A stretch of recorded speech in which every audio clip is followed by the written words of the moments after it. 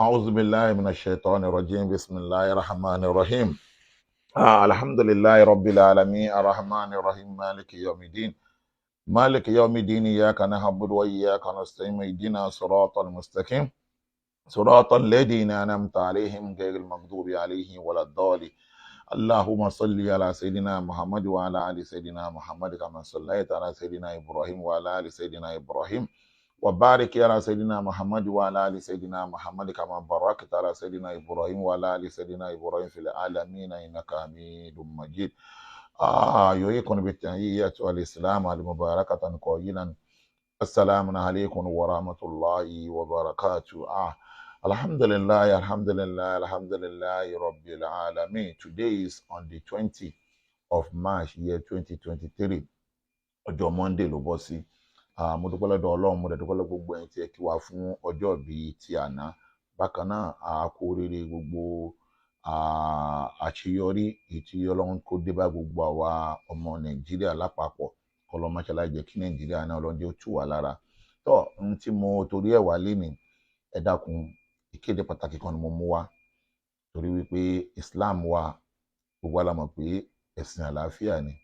Mo wá dúpẹ́ lọ́wọ́ gbogbo àwọn àgbàlagbà, àwọn bàbá nínú Islam tí wọ́n wá àtúnṣe lórí pé kí àlàáfíà lè wà nínú Islam. A dúpẹ́ lọ́wọ́ gbogbo yín, pàápàá jùlọ àwọn bàbá wa tí wọ́n jẹ́ intihadul wa'izun, gbogbo ilẹ̀ Yorùbá, àwọn intihadul wa'izun, gbogbo àwọn àgbàlagbà, àwọn àáfàá tí wọ́n kóra wọn jọ tí wọ́n jẹ́ àáfàá oníwàásí. A dúpẹ́ lọ́wọ́ wọn púpọ̀ lórí àtúnṣe tí wọ́n wá lọ́tùn lósì. Ọlọ́mọkẹ́lá bá wa san wọ́n ní ẹ̀san ayé àti ẹ̀san alùkìyámọ̀, àlùbáríkà Ànábì wa Muhammad. Wọ́n ti wá pe ọ̀tún, wọ́n ti pe òsì, wọ́n ti pe ọ̀pọ̀lọpọ̀ wa láti pé kí a dẹ́kun láti máa bára wa lórúkọ jẹ́ lórí social media, kí a dẹ́kun láti máa fa yí aṣọ ara wa lórí social media. Tí ẹ bá dẹ̀ study page tèmi ẹ rí i pé ó tó jọ́ mẹ́ta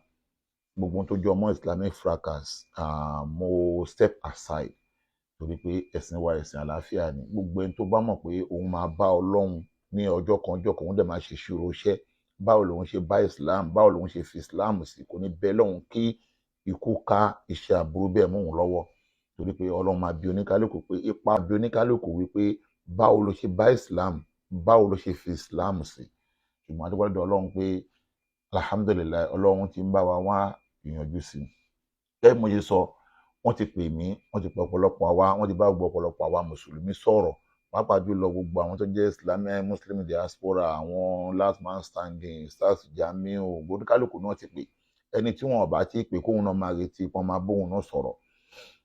Ṣùgbọ́n alhamdulilayi ìròyìn padà kàn mí lé ara lánàá, wọ́n pè mí pé wọ́n lọ sí ọ̀dọ̀ Malam Yusuf Adépọ̀jù náà láti pé káwọn náà lọ bá wọn sọ̀rọ̀ pé báwo ni a ṣe máa yanjú gbogbo rògbòdìyàn yìí. Alhamdulilayi ìròyìn tó dẹ̀ bá bọ̀ bẹ́ẹ̀ ó jẹ́ ìròyìn tí ó dùn mọ́ èmi náà nínú, wípé àwọn ti bá wọn sọ̀rọ̀, àwọn dẹ̀ ti sọ fún wọn pé for now kóníkálùkù sinmi àgbàjá láti máa bọ́ sórí mídíà láti máa bọ́ ọmọlàkejì lórúkọ jẹ́. Ẹ rí i pé èmi gan personal mo send voice message kan sí Malam Yusuf bí i 3-4 days ago. Mo jẹ́ kó mọ̀ pé èmi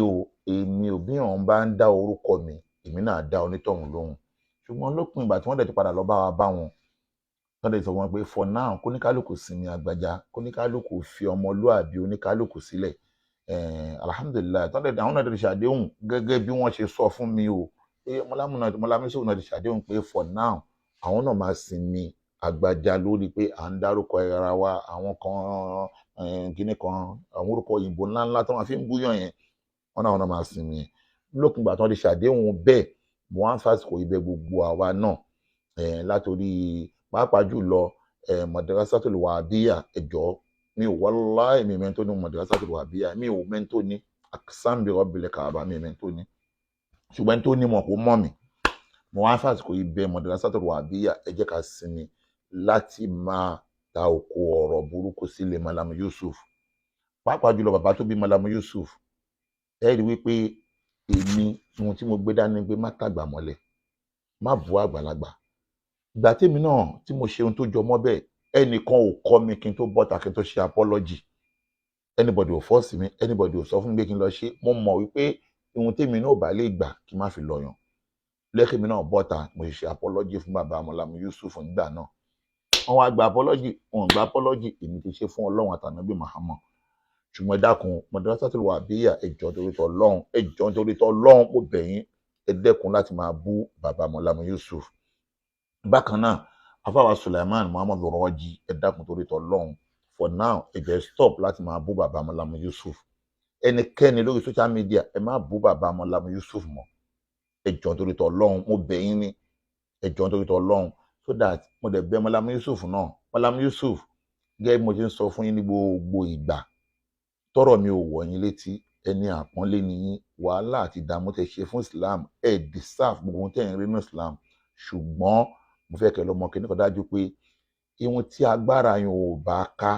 èèyàn kì í dáwọ́lé láti bọ́ta lórí social media pé ẹ fẹ́ correct nǹkan mẹ́ta ọba tó ní wá gan fúnra ara wa lè ṣe ṣùgbọ́n kò ṣe fún wa pé ẹ fẹ́ dá gbogbo èèyàn lákẹ́ lórí social media kò possible ẹlẹ́ẹ̀kejì gbogbo ohun tí ẹ bá gbọ́ lórí social media lẹ fẹ́ fèsì sí lẹ́dẹ̀ fẹ́ correct àbí lẹ fẹ́ fìyà jẹ kò lè possible èèyàn kan ní nísìnyí ni ẹlẹ́ẹ̀kẹta wá ní pé gbogbo ẹjọ́ tí n bá ti lè ṣe báyìí gbogbo ẹjọ́ yẹn ni gbọ́dọ̀ win ni Ọlọ́run nìkan ni Allahu galibu ala amri walakinna aksara nasi la ya'lamun mẹ́tẹ̀ẹ̀ta yẹn ò possible ṣùgbọ́n ẹ̀yin náà ti rí sí pé gbogbo ẹ̀ bó ṣe lọ lọ́tún bó ṣe lọ lọ́sì ọ̀tún wa òsì wa àjọ ń ná owó ni àdẹ̀jẹ́ ń ná àsìkò jẹ́ pé jẹ́ ká máa fi ṣe ìsìláàmù láǹfààní la fi ń ṣe nǹkan míì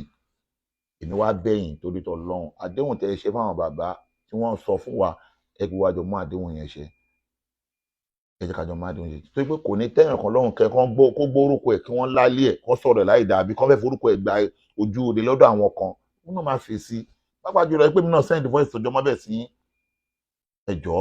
lópin ìgbà táwọn bàbá yìí ti wá ṣe meeting pẹ̀lú yín lánàá on the 19 ẹ dákun lẹ́yìn on the 19 yẹn ẹ kó ní kálukú tó ń lo page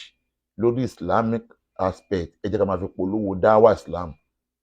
ẹjọ́ torí t'Ọlọ́run Ọlọ́run ní dalẹ́ àtọ̀nà wa rú alibarika nàbí wa Muhammad ọlọ́run bẹ̀ jẹ́ bí wájú Ọlọ́run náà mo á fẹ́ fásitì yìí pass message fún Sheikh Imuran Eleha àfisọ̀wọ́lọ́ ọlọ́run máṣe àbá àfiṣẹ́ ẹ̀ṣọ́ yín Sheikh Imuran ẹ dákun torí t'Ọlọ́run mo fẹ́ bẹ̀yìn ẹ bá wa ṣàtúnṣe lórí Saheed Shittu torí pé lọ́wọ́lọ́wọ́ ń sìn ó gbé yín síwájú gẹ́gẹ́ bí àfà ó dẹ̀ rí gẹ́gẹ́ bí mufti save your soul ní ìtòfìrà ẹ̀jẹ̀ tí ọba tó ní yín ò tí ì sọ pé òun pè yín ní mufti ṣùgbọ́n tó bá wọn Ọlọ́run ó lè padà fi ń jẹ mufti am indala ilimosa ṣùgbọ́n òun fúnra rẹ̀ ló pè yín ní mufti báyìí ẹ wá bá wa sọ fún ẹ dákun torí t'Ọlọ́run lópin ìgbà tó rí gẹ́gẹ́ bí àfà ẹ̀ lópin ìgbà tó rí gẹ́gẹ́ bí aṣíwájú ẹ̀ ẹ bá wa sọ fún pé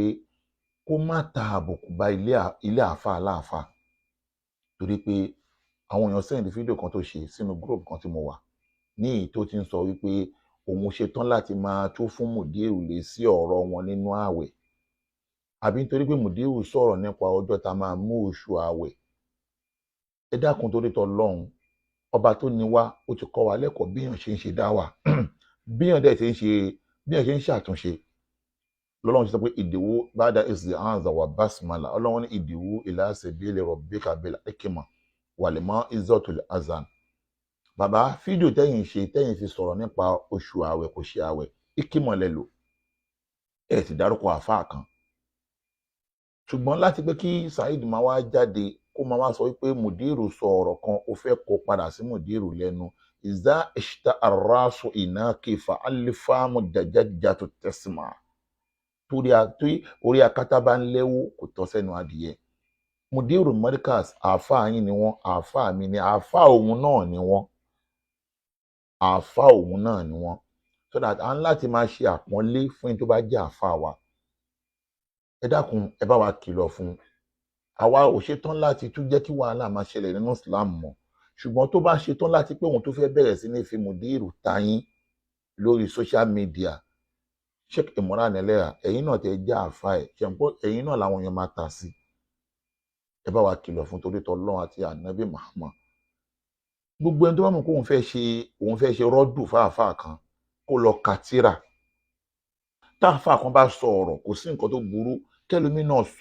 kó sọ nǹkan míì pẹ̀lú ìmọ̀ àti òye, torí wípé ìtìláfùlì ulama'i rahmal alamin.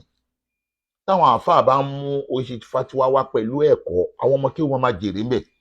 Ṣùgbọ́n ẹni tí ò nímọ̀ nípa ohun tíyàn kan sọ tó wá lò kó fẹ́ lo kímọ̀ ọgbọ́n, kò fẹ́ lo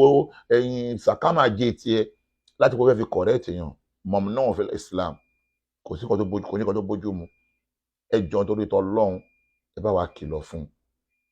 kìlọ̀ fún Sheikh Imuran Eleha, ẹ jọ̀ọ́ torí t'Ọlọ́run ẹ bá wa kìlọ̀ fún kó jẹ́ kó gun mí nínú Islam, kó ní kálukú máa lo péèjì ẹ̀. Tó bá mọ̀ pé o fẹ́ máa fi polówó Islam, máa fi polówó Islam lọ́nà tó gbá bàṣúnà tànàbí Muhammad mu. Tó bá dẹ̀ mọ̀ pé péèjì ẹ o ní nǹkan tó fẹ́ sọ ń bẹ̀, ṣé nǹkan mi lórí péèjì anybody ò lè mú ẹ sí. Ṣùgbọ́n máì ká máa fi Islam àbí súnà ànábì ká máa wá sápamọ́ sábẹ́ ká máa fi ṣe aburú nínú Islam. Ọlọ́run ò fẹ́, ànábì Muhammad ò fẹ́ o. Ẹ dákun torí t'Ọlọ́run, gbogbo àtẹ̀lẹ́jà àfa onísúnà wà jàmáà náà, mo tiẹ̀ mọ̀ pé ọ̀pọ̀lọpọ̀ yín ìmọ̀ lẹ́yìn máa ń lò. Ìmọ̀ ẹ pé ló já sí pé ẹ lè rí mi láyé kí ni mo fẹ́ correct àfa kan pé ó ṣe fatiwa kan. Tí ó bá ti wo àfa yẹn pé ìgbìyànjú ẹ̀ ju tèmi lọ nínú ẹ̀sìn ní kó wo tírà, kí ni fẹ́ correct ẹ̀ fún. Dólé títí mo mọ̀ ní pé ihun tí mo ti kọ́ tó dẹ̀ yé mi lèmi náà ń follow. Mo kó òun ẹni tó máa ń pé kò yé mi. Ṣùgbọ́n tí bá pé fatiwa tí ò bá tèmi mu, máa dẹ̀ follow ẹni tó bá tiẹ̀ mu. Ẹ dákun torí t'Ọlọ́run ẹ bá wa bẹ̀, torí pé èyí tó tún náà fẹ́ bẹ̀rẹ̀ yìí tó bá bẹ̀rẹ̀ nínú ààwẹ̀ àwa náà máa dá lóhùn. Ṣùgbọ́n a ní yà kiri, àwa náà máa dúró lórí ojú ọ̀nà yẹn ni. Ẹ dákun torí t'Ọlọ́run, lẹ́ẹ̀kan sí àsìkò yìí Islam ẹ jẹ́ kó sinmi, ẹ̀sìn àlàáfíà ni. Àwẹ̀ ń bọ̀ pẹ̀lú ògo lọ́dọ̀ Ọlọ́run, ọjọ́ on the 23 ní on the 22 ní Ọlọ́run nìkan ló mọ̀. Tọ́ mùdírù wa tó dẹ̀ sọ fún wa pé on the 23 ni, àwọn náà lo mímọ̀ ni